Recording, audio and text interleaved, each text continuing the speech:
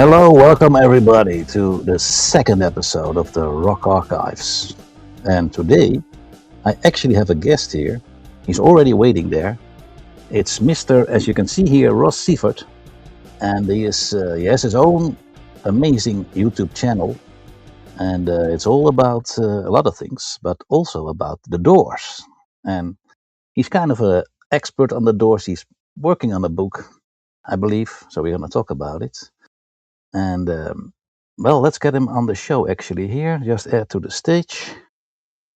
And then he should be on in a moment. Can you hear me? Can you see me? I can hear you. I can't see you just yet. Let me see. Maybe I should change something. There you are. Hello. Here I am. Hey, welcome. Thanks for joining. Thank you for having me. I appreciate it. Yeah, no worries. I found your channel and I thought, wow, this is a cool guy. And I saw your first interview where you were talking about you were like a college football player to what, 36 or something? Oh, yeah, yep. I remember that one with Michael out of New York. I did that podcast with. Yeah, I saw that. So I got some info on you a little bit. I thought, wow, that's impressive. 36, hardly any injuries you talked about. I said, wow. Yeah, just minor injuries. Kept going until I officially retired. At 35 years old was the last full season that I played, but I did play a few games in 2017 when I was 37 years old. But after that, I was officially done. Well, it's long enough, man. Oh, absolutely. I was ready to travel, go to concerts, and enjoy life a little bit more. Well, you seem to do good. How long have you been doing this podcast now? I thought you started in 2018. Is that correct? The YouTube channel I started in 2022 as the tie-dyed traveling guy. And from February 2022 until July of 2023, it was all 100% travel videos, different resorts, activities, excursions, tours, things like that. But then we as in my wife Heather and I, went to a music festival called Rock Fest in Cadott, Wisconsin, and that's actually literally going on right now as we speak. And when we went to Rock Fest in July of 2023, I recorded, some of the songs, some of the bands, and I started uploading music, and we started going to concerts a lot more locally. But then we took our love for travel and our love for concerts and we combined them. So we started traveling to concerts and just recording our experience, uploading it to the YouTube channel and, making a little money here and there. Yeah, well, that's a great benefit. But I mean, so you just started, or it was just an idea? You just said, no, we're going to go out there and we're going to see how far it goes. So you just did it for fun and suddenly it took off? Yeah, initially it was just for fun because I already had all these travel videos on Facebook that I just had to download to the laptop and then upload to YouTube. But then once we started going to more and more concerts, traveling to concerts, I became a lot more obsessed with the Doors last year in 2025 because that was the 60-year anniversary from the creation of the Doors. Not when they released their first album, because that wasn't until January 4th, 1967. But the Doors were created between Jim Morrison and Ray Manzarek in July of 1965. So Robby Krieger, original guitar, not original because before those, I'm going off in all kinds of different directions here because at first it was Jim Morrison, Ray Manzarek, Jim Manzarek, along with John Densmore and Rick Manzarek. But then Jim and Rick Manzarek quit. That's when Robby Krieger came in. And so Robby did 5 concerts, 5 gigs at the Whiskey A Go Go on the Sunset Strip, playing 5 albums in its entirety that they did with Jim. And then the 6th album, Morrison Hotel, Robby played that at the Greek Theater in Los Angeles. And that had special guests. Billy Idol was there. Perry Farrell was there. Derek Whibley from Sum 41 and Kevin Martin from Candlebox. So that was a lot of different people. I went to that one. I went to the LA Woman show at the Whiskey, April of 2025. And it was that weekend that I had made a list of 97 locations that have some connection to the Doors. And within a 48-hour period, I had visited 92 locations, and we recorded a video, talk about the connection, the significance, providing information, and then I just uploaded all of those videos to the YouTube channel, The Tie-Dyed Traveling Guy. And the videos didn't take off as much as I hoped it would. Very minimal on the views. And if you don't get very many views, you don't make very much money. So I thought to myself, talked to my wife, and I'm like, what's the next step here? What can I do to get this to where we want it to be? So the end of last year, 2025, I had the idea to write a book. And I started writing the book at the end of January, just about 6 months ago. And I finished it for the first time in March, right before Robby's 80th birthday celebration, which was in March, even though his birthday is January 8th. And there's 100 locations in this book that I'm writing. Wow. Yeah, and so how many of you did you film? How many of the locations did you film yourself? Because I saw a couple of videos of you. The last one there out in the mountains there near the Hollywood sign. Oh, yep. Yeah, so that weekend in April of 2025, like I mentioned, I physically visited 92. But then I went back again, let's see here, in September, October, a couple times in December. And I was always learning about new locations and finding new pictures that I wanted to line up, match up, which I just recently made it out to the Bronson Caves, the Bat Caves in Griffith Park just last month. So that was a recent one that I did, along with the Griffith Observatory, where there's some pictures of Jim walking along a ledge, which he was known to do in multiple different locations. That's in the movie too. This ledge that he was on was literally 30 or 40 feet high off of the ground. So I'm like, there's no way I'm getting up on there and standing on that. But I did kind of get up and I sat on it a little bit to try to recreate the picture as much as I could. So between April 2025 and just that most recent trip last month, I've physically visited 105, maybe 110 locations that have some significance and some connection to the Doors, either as a group.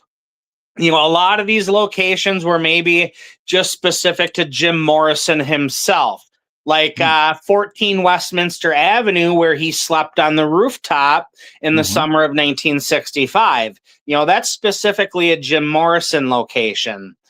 So for the book, I narrowed it down to the top 100 most significant connections to the Doors, because some of them were like, at the Rainbow Bar and Grill on the Sunset Strip, there's a brick out front that has the Doors carved into it.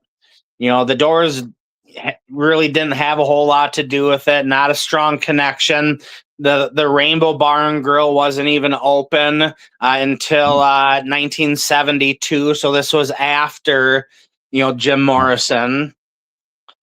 So we just got it narrowed down to 100, and I would write about the significance and the connection. I would write about the history of the building. I would write about, what is currently there, because a lot of these locations, are not what they were in the late 60s, early 70s. They got torn down, usually apartment building. They like to call it, I think it's a multi-purpose building, where the second floor up is like apartments, condominiums, and then the ground level is like bars, restaurants, stores, shops, things like that. There's actually a huge one of those buildings going right next to what was the Doors workshop on Santa Monica Boulevard, where they recorded LA Woman in 1970 and 71. So I'm giving people, the history of these locations, the connections, but also what's currently going on. So it's a now and then type of description in the text, but then I also have pictures. I have taken pictures at every single location that I've visited, but then I've also gone online, to find pictures of the Doors at these locations. And literally just yesterday, a couple really great things happened yesterday. Number one, we had a Zoom call with a publisher in St. Paul, Minnesota that, is excited to work with us. All right.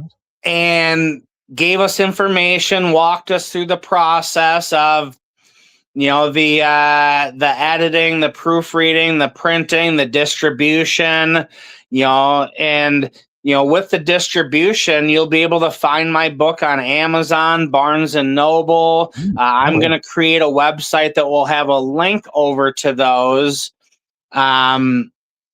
Because I don't want to have to deal with sending books literally around the entire world, because this isn't just a book for people in the United States. There's fans of the Doors, obviously, all over the world. I'm talking to one in Europe right now. Yeah, they were in Amsterdam. The only show where Jim didn't perform here in Amsterdam. He was too wasted. Oh, yeah, because he ate the block of hash that somebody had given him that he was supposed to share with everyone else in the group, but he ate it all himself. Yeah. But so he never got to see him. Yeah, that might have been one of the, not the very first gig as the Doors trio, quote unquote, because after Jim Morrison was gone in July of 71, Ray, John, and Robbie continued as the Doors trio.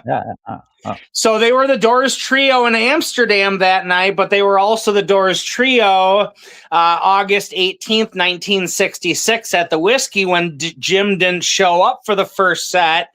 They had to go find him, found him in room 203 at the Tropicana on Santa Monica Boulevard, high on LSD, hiding under the bed, just wearing underwear and his boots. So Doors trio when Jim just wasn't able to make it for one reason or another. So, poor guy. Yep. So with the book, the ball is rolling. We haven't officially signed with the publisher, but we did have the Zoom call. Everything sounded great.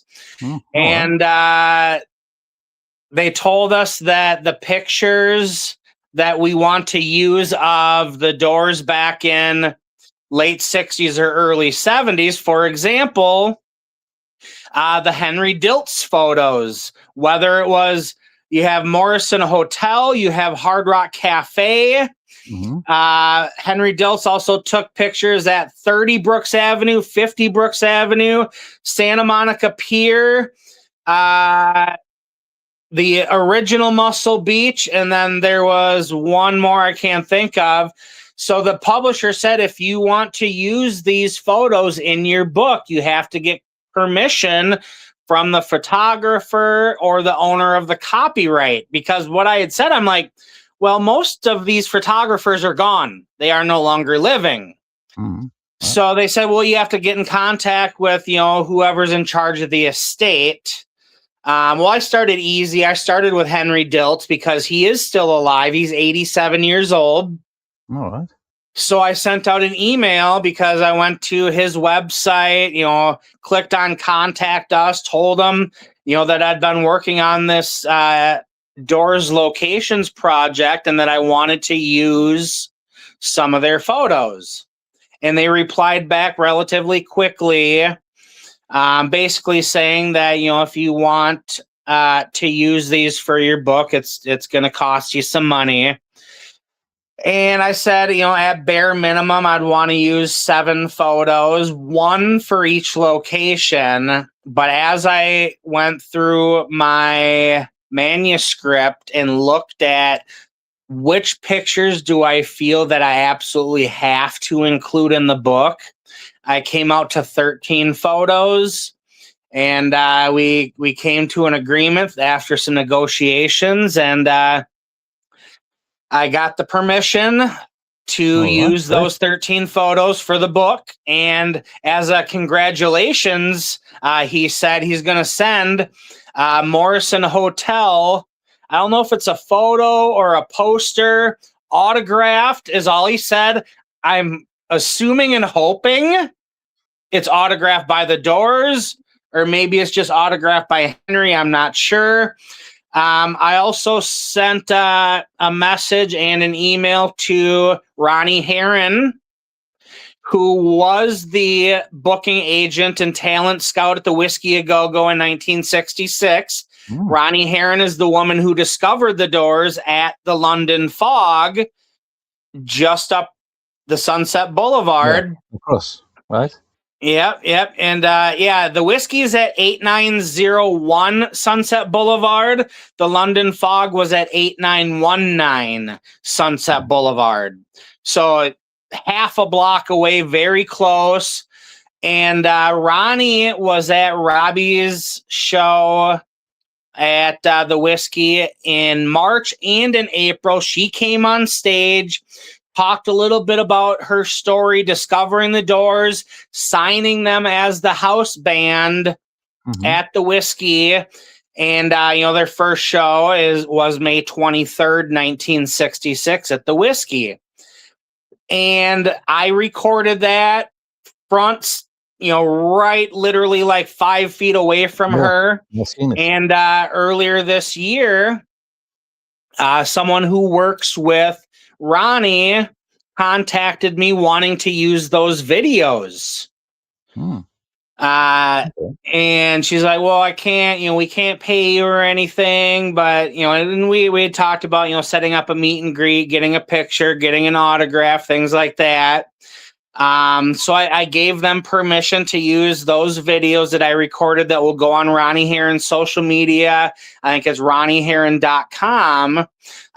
So I sent out a text message to, I don't know if it's Ronnie's manager, publicist, or who's working with her. So I sent a text message. I also sent through ronnieherron.com where it says contact us. I did that as well.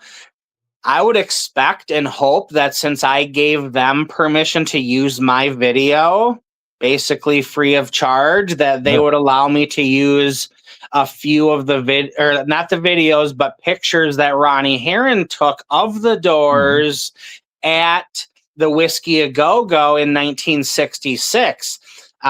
There's some that just were released last year, and then there's some that Ronnie took that include Van Morrison as well. Oh, wow. Yeah, that was in the beginning, yeah. Yeah, that was June 18th, 1966, when the Doors joined them on stage. Van Morrison, Jim Morrison, a 20-minute rendition of Gloria with the Morrison boys on the Whiskey stage. Nice. So we got to get that approval from Ronnie. Yeah, absolutely. I mean, I heard that also Van Morrison was very shy back then. Not just Jim, but also Van Morrison was really shy. And, yeah, absolutely. Jim when they started at the London Fog, very first gig, February 1st, 1966, he was facing the band and had his back to the crowd because he was very shy. But as he built up confidence and maybe a little bit of liquid courage with some whiskey, with some beers, Well, that's good. he got that confidence. He turned around, but I'm pretty sure by the time they got to the whiskey on May 23rd, 1966, he was already facing the crowd and had got over his shyness at the London Fog. Hmm. Can you, because I heard Ray Manzarek talk about those early days, was like a pretty wild scene there, with girls in cages dancing there in the whiskey. Do you know anything about this? Yeah, at the whiskey, they had, I believe it was 3 cages where they had, go-go dancers, I believe, as they called them. One of them was above what is currently the loading door, where all the bands, carry their equipment in and out and up to the stage. There was another one where the soundboard currently is, and then there was another one at the top of where the stairs currently are.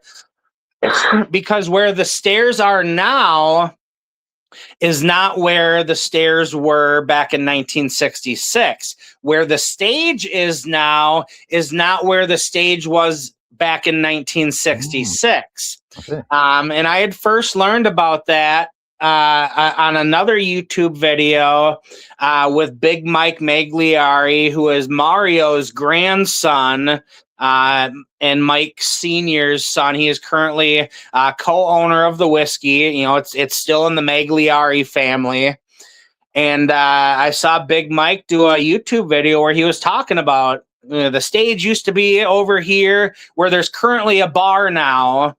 And then he's like, the stairs used to go up here and they're over here now. But then I started looking at old pictures from, when they opened, 1964. They opened January of 64, and then 65 doors started May of 66. And looking at, where that door was, like I mentioned, the stage, the loading door, there was a go-go booth directly above that. And then you can see that the stage was to the right of that loading door, where currently the stage is to the left of that loading door if you're standing inside and looking towards that door. So it's taken a lot, looking at videos, looking at pictures, because I want my book to be as accurate as possible. Yeah, of course. With the pictures, with the names of people, the photographers.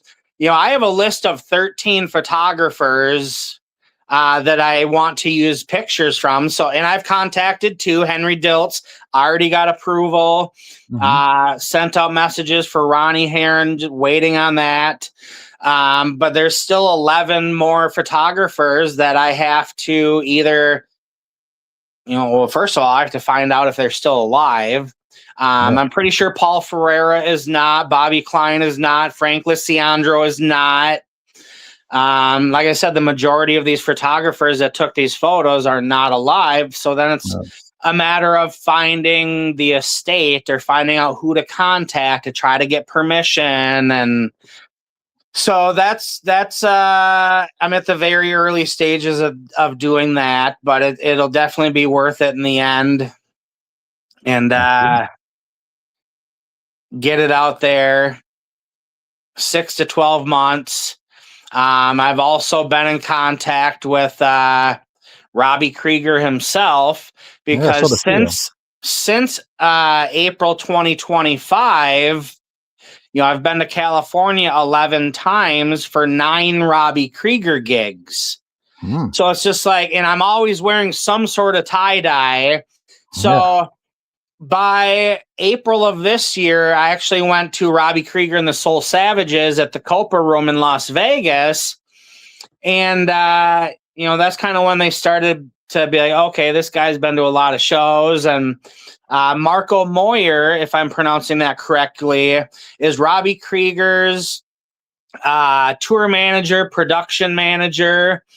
He saw that I was recording that gig. He wanted me to send those videos over, which I did. 4 days after that, or maybe 5 days after that, we were at the Whiskey again for the London Fog Show. And since I had helped out in Vegas, not only with the videos, but I also helped Billy, the guy who's in charge of Robby's merch, which includes some Doors merch as well. I always get there super early because I want to be right in the front row. Yeah, I saw. And I'm standing there and the merch guy's hauling stuff in, and I'm just like, hey, if you need help with anything, let me know. I'm just standing here, I'm bored. And he eventually took me up on that offer, helped him in Vegas. He asked me to help him again 5 days later at the Whiskey, and then again May 23rd, again on June 27th.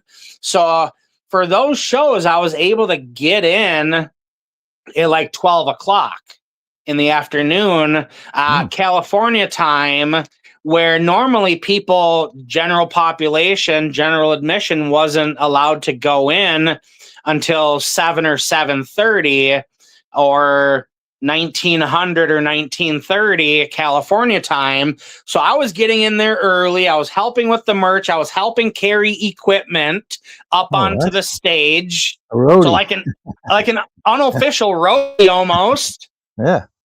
And I was in there for sound check. Robby and Dennis Quaid was at a couple of those shows, and I met Corey Feldman a couple times. He's been at the Goonies and Lost Boys and a whole bunch. Edward Furlong, Terminator 2, and American History X. So it's just like I'm getting like behind the scenes access, sound check. Going upstairs into the dressing room is just like absolutely mind blowing walking around that place. And then literally meeting Robby Krieger, shaking his hand, taking a picture with him, talking to him about my book. I had printed out all 100 locations with a cover page, gave it to Robby, gave it to Marco, told him, hey, I'm writing a book, 100 locations. These are the locations. And after the 60th anniversary show on May 23rd, I was invited to go to Robby's recording studio in the Los Angeles area.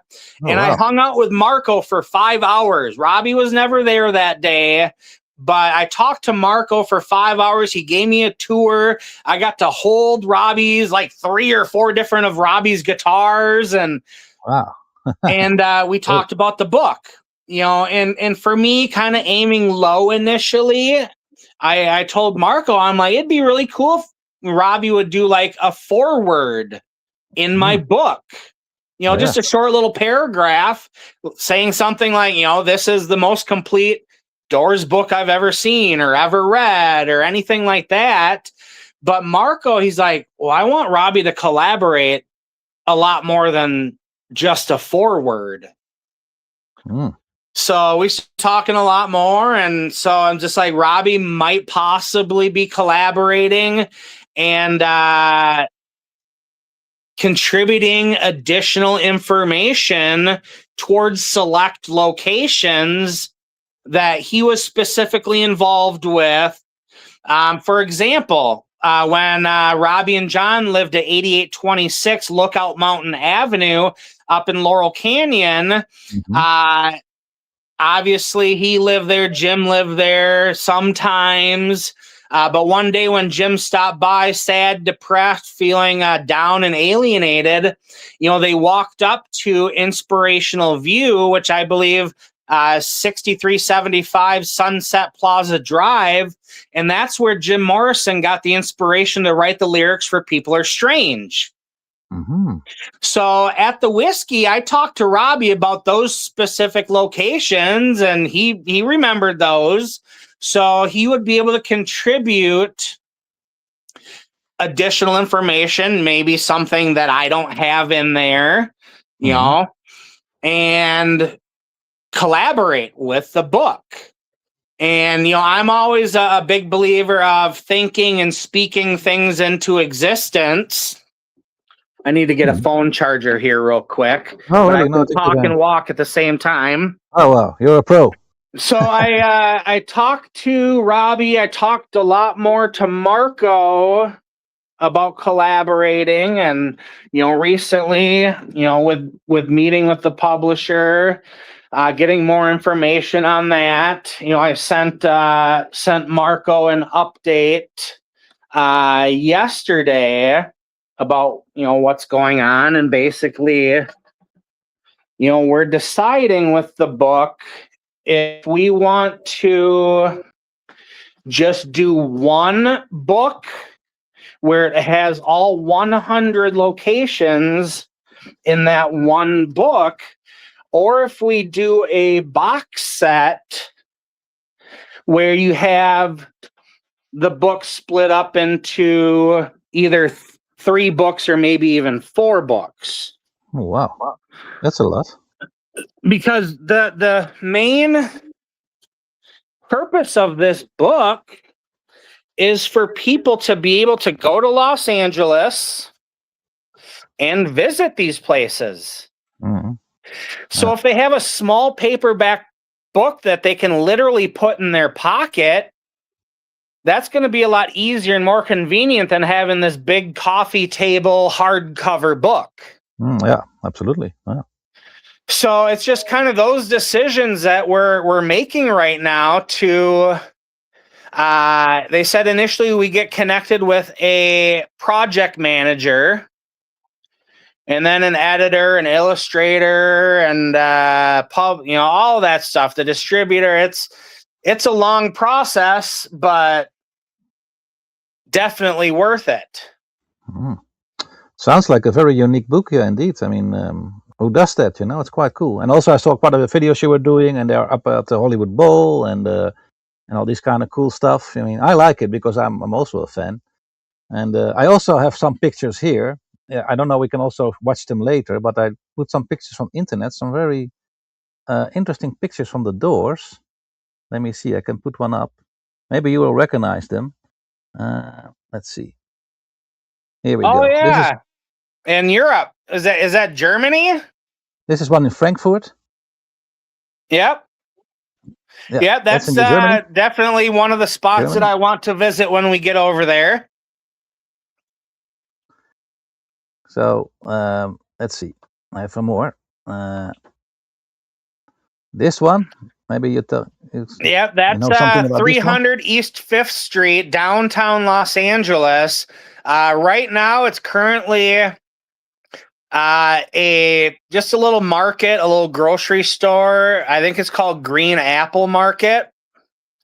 And that, now there's one very similar to that I am going to be using in my book that has all 4 of them in front of that Hard Rock Cafe in less people around them. And that was, I chose 3 of those Hard Rock photos because those were taken by Henry Diltz, December 1969, and I used one of the doors outside, like very similar to the one you have up there right now. I used one photo of them inside, sitting at the bar, and then I used one photo of Jim standing just with some of the locals. Because there's a story where one of those guys asked Jim for some money, and Jim said, "I'm not just going to give you money. You have to earn it. What can you do to earn it?" And this guy said he had the loudest whistle in the world. So this guy whistled very loud, and Jim gave him a few bucks. So since I included that story in my book, I wanted to have a picture of Jim with those guys. So I had to get 3 of those hard rock photos from Henry Diltz to use in my book.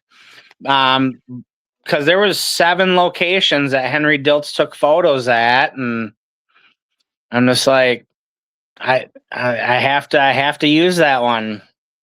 Yeah, of course. Yeah, there's some good. It will add to the book. Absolutely. Here's another one I found. That one seems to be like it's been flipped and reversed. Oh, that could be. Yeah. And I actually, I feel like I found that exact location. And I actually have the pictures in my gallery right now. That cool. one included, but you'll see when I post it that it's basically reversed. It's flipped to where they're standing on the left and the canal is on the right. Yeah, okay, yeah. Yeah, you never know. I just found them. I thought, this some interesting pictures to share. Yep. But it's tough because all of those bridges that go over the canals, they've all been rebuilt in the last 60 years. So they don't have the same designs or the crisscross patterns. The same thing with that fence that's directly behind them. That reddish maroon, the dark red fence behind them, it's very similar to that, but it's not exactly the way it was in the picture. And a lot of the houses that are nearby are not the same either, because now they're all these, basically mansions on the canals, and they're all, there was, for example, the house that was used in the Doors movie with Val Kilmer, Meg Ryan, directed by Oliver Stone. First of all, a lot of inaccuracies in that movie, including this one that I'm about to talk about, is relatively early in the movie. Once Jim gets to California, you see him walking down the Venice boardwalk, and he notices, Pamela Corson walking her dog down the boardwalk, follows her back to the house in the canals. And then later at night, he climbs up the tree into the bedroom. You know the scene that I'm talking about? Yeah, I've seen the movie, yeah. So that house does exist, but none of that happened because Pam and Jim didn't meet until the Doors were playing at the London Fog between February and May of 1966. So that scene, shows that it's before the Doors were formed. And so, but anyway, Val Kilmer follows Meg Ryan back to this house. He climbs up the window, blah, blah. And you can notice that the tree he climbs up is exactly the same. But the house, I can't say that it was remodeled or renovated, because it looks like they just completely tore the house down and built a brand new one, because now it's like a 3-story house with a rooftop terrace. And I have a video. I did one recently on, an update on the Doors house that was used, and it just looks absolutely nothing like it did in the movie. But the only recognizable thing between now and the movie is the unique looking tree that's between the house and the canal. So it's very close to that. It's actually from where they're standing right now, that house is on the other side of the canal. But also, if you've ever seen a Jim Morrison driver's license from 1966, where it says his address is 201 Sherman Canal. Oh, okay. Jim Morrison lived in a cottage at 201 Sherman Canal, basically directly across from where they are right now. Oh, wow. But where is this part in LA? Is this somewhere? It's in Venice. It's kind of on close to the border of Venice and Marina del Rey. But if you basically take either, if you take Speedway, down to either north or south Venice Boulevard, and then you go east a couple blocks, you'll run right into the canals. So they're right there in Venice. So from where they are right now in that picture, directly across the canal was Jim's 1966 cottage. And then just about another 100 feet or so was that house that was used in the Doors movie. Oh, wow. Okay, yeah, that's cool. Yeah, I was It's trying to look a it fun up, little but area to just walk around, and there's a lot of the pictures of the Doors, not just this one here that's on the screen, but there's a few other ones that they're on the bridge or standing. Yeah, there's a bunch of them, so it's fun to walk around there. Oh, wow. And did you know that about the movie, Ray wasn't too happy about it, but Robbie didn't have much problems with it. He even was helping with the movie, giving some information, but Ray didn't like the movie at all. He said it completely misrepresented Jim. And what are your thoughts on it? Yeah, Ray, he started out, kind of going along with it. Robbie and John were actually Robbie and John are actually in the movie. I'll explain that in just a minute, but they were all on board with the movie at the very beginning. But then when Ray saw how Oliver Stone was portraying Jim, he was basically just showing the Jimbo side. The drunk, obnoxious alcoholic. He wasn't showing the, the sweet, kind, nice, considerate poet, that Ray knew at UCLA Film School, going into, 65, 66, when they lived together at 154 and a half Fraser Avenue. And it was all just one-sided. So Ray didn't like how Jim was portrayed. And I think he wanted to punch him. I think that's even a quote. I saw it. He's like, I just wanted to punch that guy. So Ray he hated it completely, was against how Jim was portrayed. Like I said, Robbie and John, they kind of helped out, I think, throughout.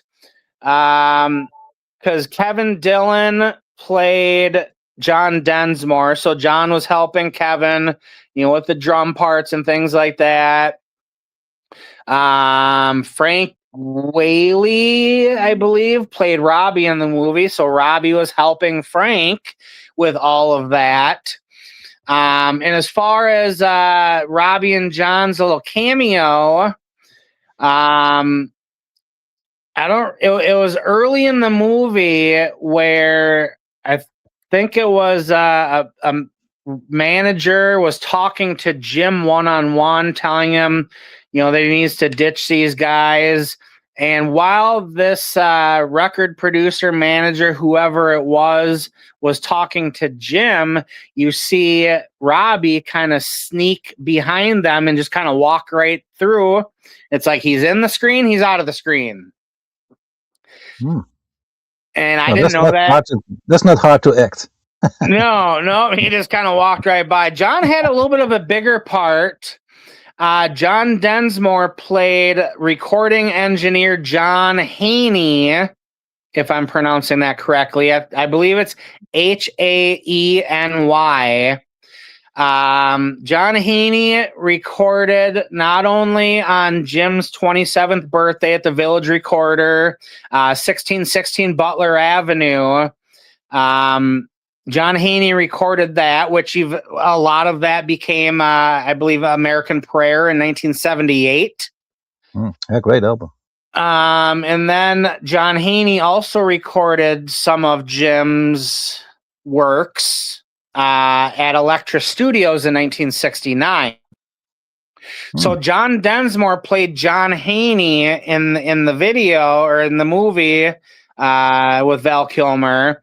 And at the very beginning, when Jim is doing his recording with the 66 jersey on, full beard, long hair, and the recording engineer questions Jim, why aren't the Doors involved with this?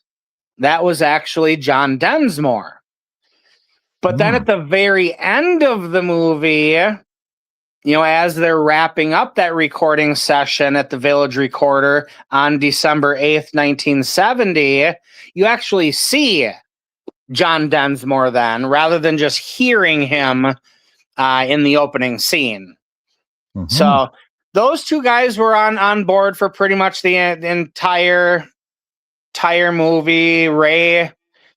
Ray jumped off the train relatively early after he saw how Oliver was portraying Jim, and strongly against that movie until the day that he died. Well, yeah, I heard many interviews with Ray about that, and he was definitely not happy about it. What about this picture that I put up? Do you know where this location is? That is 50 Brooks Avenue. That is in Venice. Almost a full block east of the Venice Boardwalk, up Brooks Avenue. That building is right on the corner of Brooks Avenue and I believe Pacific Avenue, if I remember that main road correctly. I got to take a picture by that mural. It still had the Coca-Cola. It still had the buildings there. Oh, wow. It had been somewhat vandalized in December 2016. But there was also a building just east of that building. Because right now, I don't know exactly what was east of that building at 50 Brooks Avenue. But obviously, they're standing right next to it. Currently, there's I'd probably say an 8-foot tall fence in front of that. And it had been vandalized so many times that now it has been completely painted over. Oh boy, really? So you can't see Coca-Cola. You can't, it looks like it's a blue background and it looks like a woman doing, I don't know, karate or Tai Chi or yoga or something. Oh, but it's definitely not that. I think at that location, because these were taken by Henry Diltz as well, I believe I got approval and permission to use 2 of those photos. And that one actually might be one of them, but zoomed back. That one seems like it's been cropped. All right. Because I have one where you can see the entire building, the entire mural. Okay, yeah. And you can see Pacific Avenue just on the west side or on the east side of this building. All right. But I remember though with Jim and that green mannequin where he's holding the upper body in his left hand, he has the lower body in his right hand, and that's just a mannequin that they found on the side of the road, or they dug it out of a dumpster. That's the story behind that. But whose idea was that? I don't know who actually grabbed it, but they were. This was the same day as the Morrison Hotel and the Hard Rock Cafe shoots in downtown. So the Morrison Hotel and Hard Rock Cafe are downtown Los Angeles in the Skid Row area. Very dangerous, drug abuse, encampments. It's. I was told don't go there. Don't go there. Not even during the day. It's just not a safe area. But after they did the Morrison Hotel and the Hard Rock Cafe downtown, they drove to Venice. This was at 50 Brooks Avenue. There's some other pictures that were taken at 30 Brooks Avenue on the same street. They took some on the boardwalk that I've been able to line up exactly where they were standing, with the buildings in the background, which I'm going to be posting some of those this weekend. And then they took some at the Gingerbread Court area, and there's actually a video. And the original Muscle Beach, there's a video of Jim swinging on the swings and then jumping off the swings. And then they took some under the Santa Monica Pier, because under the Santa Monica Pier is where Jim started writing the lyrics for The End, which was a breakup song from his girlfriend, Mary Werbelow. Great song, by the way. It's like I said, it started out as a breakup song, a love song, a goodbye song. And then Jim and Robbie kind of got together. Robbie started adding, music around Jim's words. And then as they played it at the London Fog and then at the Whiskey, it just kept getting longer and longer. It evolved. And then on August 18th, 1966, is when Jim inserted the Oedipal complex for the very first time.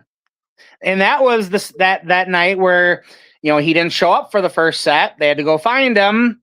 And he was at the Tropicana room 203. I believe it was 10,000. I think, in one of the books, it said 10,000 mics. I'm not exactly sure what that measurement is. Yeah. But I've never done LSD, so I can't really say. But no, they got him back for the second set, and Jim wanted to play the song, earlier. They usually played The End at the end. Yeah. But they went into it, and Jim kind of started to improvise lyrically while everyone else was improvising musically. And then Jim kind of went off, and that's kind of when they got fired. But then Robbie wisely spoke up, because keep in mind, this was Thursday, August 18th, 1966. Phil Tanzini fired the Doors, and Robbie's like, wait a second, are we fired now, or do you want us to play through the weekend?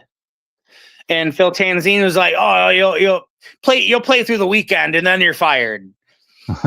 And I think that was from a rave video that I had seen, that that part of it. Makes quite a big difference. If you're fired right away, or you can still play on the weekends. Yeah. Yep, exactly. So, that's another thing in the movie, where it shows in the movie that they were fired right away, and then they never played again. But in all reality, they played Friday, Saturday, and Sunday. After the Oedipal complex had happened, and they played a couple more times, but the very, very last time the Doors ever played at the Whiskey A Go Go was May 21st, 1967. So now I know that with movies they do that a lot. I mean, I saw it with the Queen movie too. They completely turn things around. So if you know things about bands, it's not so fun to watch usually. But so you met Robbie, but what kind of guy is he? Because in interviews he seems quite cool, quite mellow, and quite still knowledgeable about everything. What did he tell you something, or were you just chatting with him? He's introverted. He's very quiet. He's very reserved. He's a different person on stage than he is, during a meet and greet. Because I had done the VIP experience. I think it was for the May show, where I think they only had like 25 people sign up for the VIP experience, where everybody got to go in the sound check and actually got to talk to Robbie for a few minutes. But he's quiet, he's shy, he's introverted, and he really doesn't say a whole lot. You have to keep in mind that this guy is also 80 years old.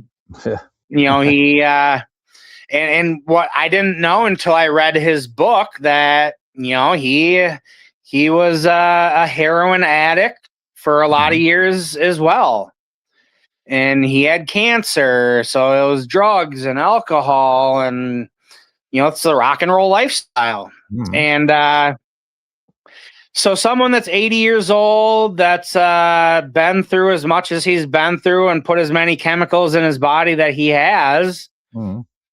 he's Quite relax. he's totally chill. And And also his book, I wanted to ask, because they all wrote a book, right? John wrote a book, I think. Ray wrote a book. But I was just watching an interview before the show, and they said that Robbie's book is the most tell-all. He really puts everything out there in his book. I didn't read them yet, so. Yeah, I think John was the first one to put a book out, and then John put a book out, and Robbie kind of saw what happened after John put a book out and Ray put a book, because they kind of, they took jabs at each other. Oh, really? And there was kind of some hard feelings about things that were said in John's book by Ray or by Robbie, and then from Ray's book, John felt some type of way, or Robbie felt some type of way about something that was said in the book. So Robbie kind of held off and was kind of working on it a little bit here and there, but really didn't take it seriously until COVID, 2020. Mm-hmm. And that's kind of when he decided, he couldn't play any gigs. So he got that book written with co-author Jeff Alulis. And between 2020, 2021, they got it done and then put it out, I think, shortly after that. So it took him a long time to get that out. And yeah, he didn't hold anything back. Like I said, with his drug addiction and everything, it was like, and when he was talking about that, he was kind of minimizing it, where I think, and I'm kind of paraphrasing, I don't remember exactly the timeline of how it went, but something along the lines of, oh, I'm just gonna snort a line of heroin. It'll be okay. At least I'm not injecting it. And then I started injecting it. And then he'd be like, well, I'm injecting it, but at least I'm not freebasing it. Yeah. And then I started freebasing it, or something like that. It just, his drug addiction just kind of gradually escalated and got worse and worse and worse until, it was either get clean or die. Was this during the heyday of the band or after? No, this was after. This was more, like I said, I don't remember the exact timeline, but it was more into the 70s and maybe even in the early 80s. Oh, wow. But yeah, I don't remember exactly when that was, but no, that was after. And he'd even made a comment about, how could I be doing this? Because yes, there's a chance that heroin was involved in Jim's death, assuming Jim is dead. Yeah. Because there is, I don't know if you've seen the docu-mystery called Before the End, Searching for Jim Morrison. No, I haven't seen that one, but I'm quite aware of the conspiracies around his death, so yeah. Oh yeah, this director Jeff Finn, has literally been doing research for 40 years. And it's not just research. He contacted, he might have contacted close to 1,000 people that knew Jim at any time in his life from 0 to 27. I think he interviewed maybe 100 or 150 on camera. And he got private investigators, and he got he dug, and he found that Jim Morrison's Social Security number is still active and connected to a guy in the New York area. And he eventually got connected with this guy, interviewed this guy, and he does all of these now and then type of pictures where it's, Jim Morrison pictures from late 60s, early 70s, and then they show this guy, Frank Wagner. I think they first connected maybe 10 or 12 years ago. But then even more so recently. And this director, Jeff Finn, he is comparing like earlobes, the nose, the nostrils, the lips, the teeth, veins on your hands, veins in your arms. And as you know, Jim had a mole that was right next to his nose. Mm-hmm. Well, this guy Frank doesn't have a mole, but he has a scar exactly where the mole was on Jim's face. Very, very convincing. Just because of the lack of evidence, they say, it's basically a cold case because the evidence that they have of Jim's so-called death on July 3rd, 1971 would not stand up in a court of law. So it's a cold case. It's an unsolved mystery.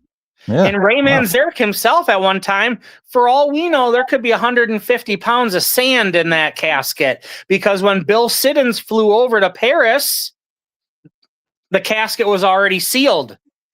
So the body was never seen by Bill Siddons. Pamela Corson was the only one who supposedly saw Jim dead. And she was a heroin addict, so not a credible witness. Jim's friend, Elaine Ronay, refused to go into the room where a body was, supposedly. And Agnes can't think of her, Varnu or so, I can't pronounce her name anyway, something like that. She was a French filmmaker. She was supposedly there as well, but couldn't collaborate. And then I think it was Robin Wordle, who was Pam and Jim's assistant in Paris during a short time period.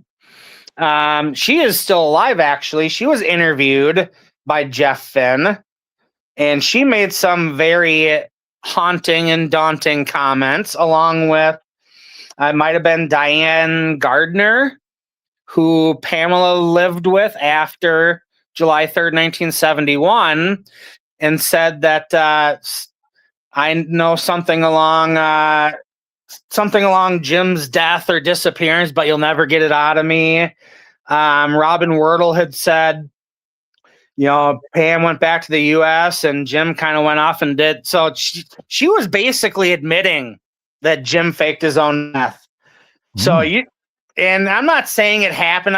It's possible with what the Rimbaud and all these poets that he was reading about, faking their death and starting over, and he had hinted towards that and said that to many, many people over his final 10 years. So anything is possible. Yeah, absolutely. But if he was alive, how old would he be now? 80. Well, this December he would be turning 83, I believe. Because I think it was 1943, December 8th. So he'd be 82 right now. And you look at this guy. I don't know. Oh, there might be something on Instagram, because I know you're not on Facebook.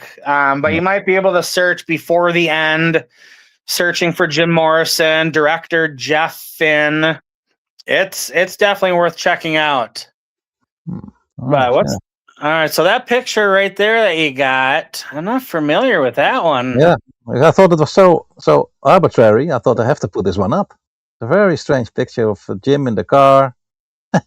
He looks a bit scared, almost like, what the hell is this? Yeah, I'm not sure what that one is, but just a heads up in case it happens. My phone is at 1%, even though it is plugged in. Okay. It doesn't seem to be increasing. So if my phone dies, just know that's what's going on.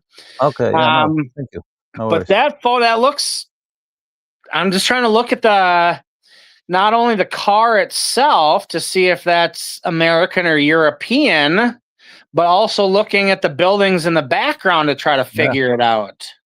It looks a bit like it could be here in the Netherlands, those buildings, but yeah.